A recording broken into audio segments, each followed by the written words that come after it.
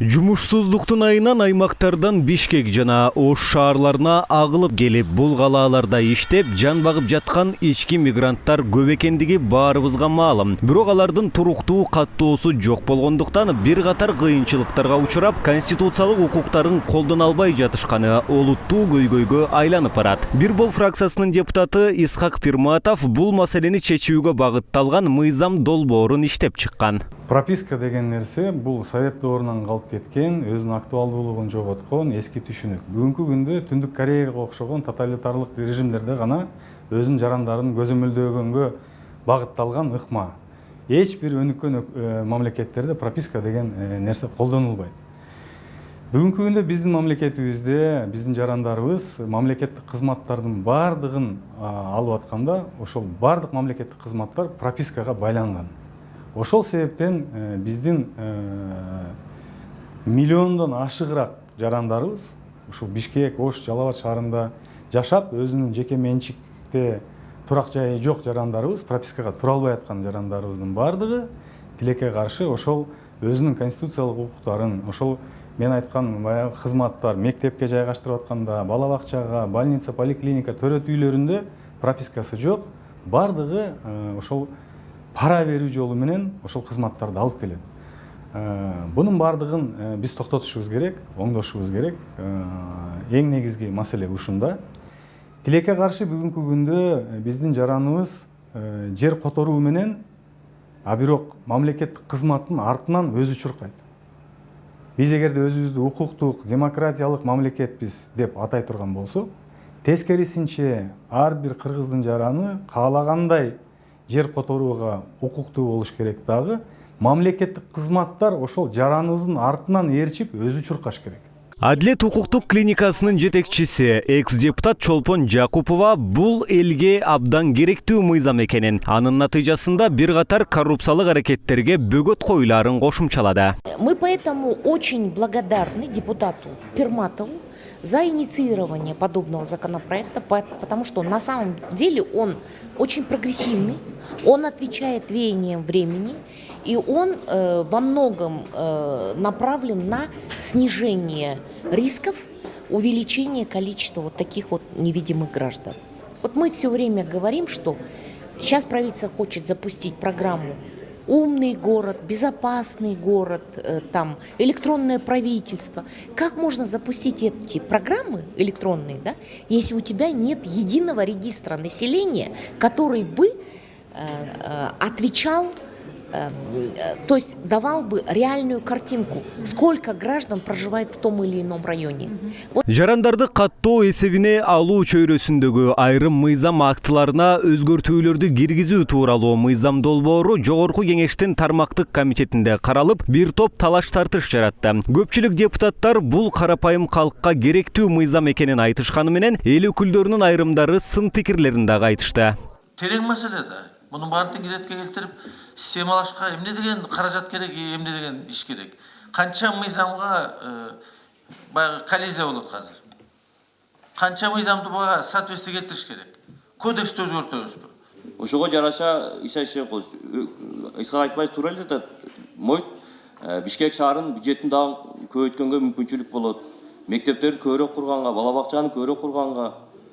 Ошол жерде эле мына мисал айтсак, бир үйдө 10 киши жашаса, 2 киши пропискага турса, 2 киши эле тазалыкка да, таза сууга да төлөп атат. Кээ бир жерлерде, счетчугу жерлерде.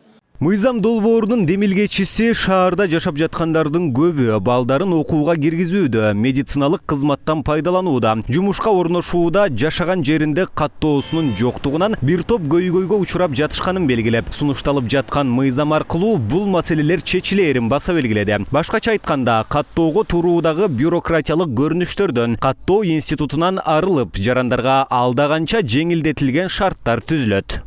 Мен бир мисал келтиргим келет да. Мисал үчүн күнүмдүк жашоодон да, мисал үчүн ошол аз камсыз болгон үй бүлө ал мамлекет тарабынан пособие ала турган болсо, ошол 800 сомдун тегерегинде алат экен, колунда жоктор.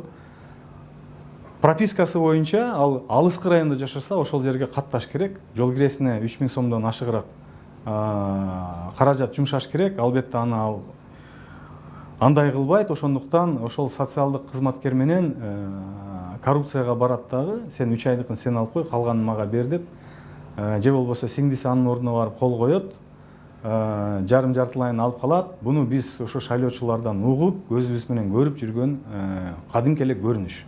Бунун бардыгын токтотууга багытталган ушундай мыйзам.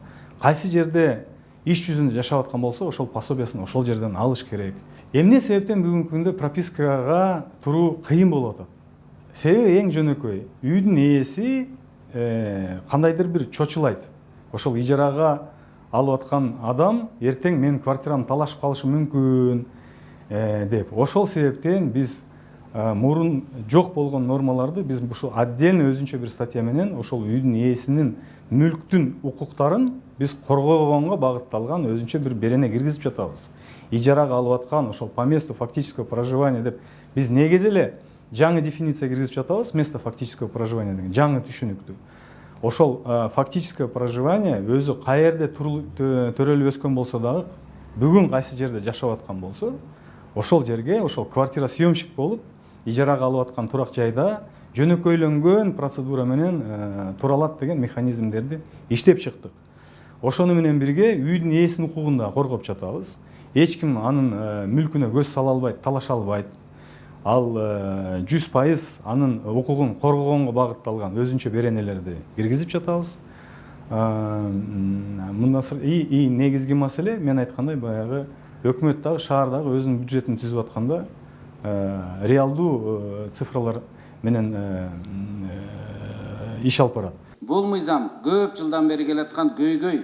Бул проблемаларды жаратып, мына биз бардыгыбыз морально дагы, саясий дагы жоопкерчилик тартабыз. Ушул мыйзамды кечиктирип, созуп жүргөн үчүн. Мына 20 жылдын жүзү болду, ушул проблеманы чечпей келатат.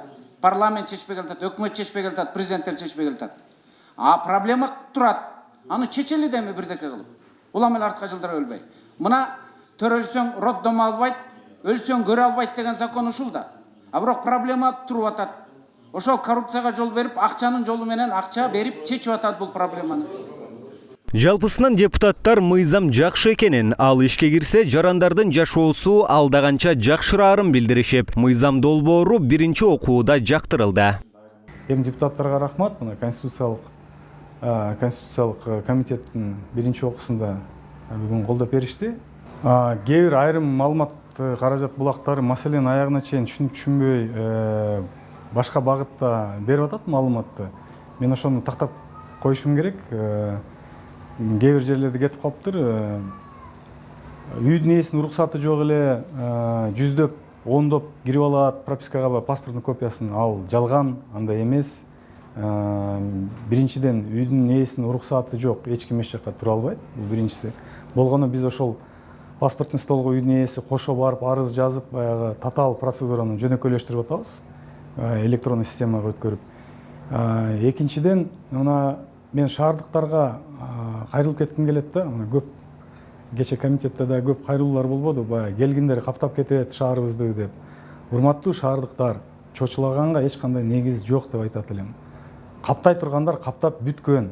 Мындан ары бул мыйзам ишке ашабы, ашпайбы, ички миграция процесси өзүнүн нугунда кете берет. Эч ким өзүнүн жыргаганынан же бекерчиликтен Бишкекке, чоң шаарларга келип жаткан жок. Ошондуктан эгерде биздин өкмөтүбүз, мамлекетибиз ошол жерлерде шарт жумуш орундарды, жерлерди түзүп бергенде бул жака эч ким келбейт болчу. Ошондуктан бул чочулооңуздар, кооптонуңуздар өтө негизсиз. Келгендер келип бүттү. Башка эч кандай сиздерге эч кандай коркунуч жок. Болгону биз тескерисинче ушул шаардын бюджети көбөйсүн, шаардын бюджети түзүлүп жатканда көз боемочулук менен эмес 40%-га, реальный цифра 1 миллион болсо, 1 миллионго жараша шаарга акча калсын деген ниет менен ушул мыйзамды иштеп чыктык.